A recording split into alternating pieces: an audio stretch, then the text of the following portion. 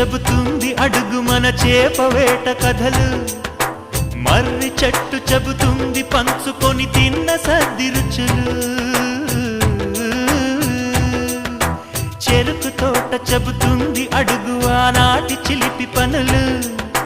tent hall చెబుతుంది NTR stunt బొమ్మ కథలు,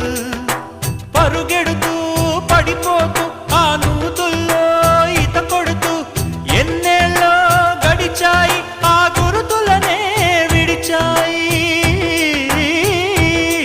వయసంత మరచి కేరింతలాడే ఆ తీపి జ్ఞాపకాలు కలకాలం మనతోటే వెన్నంటే ఉంటాయి, మనలాగే అవి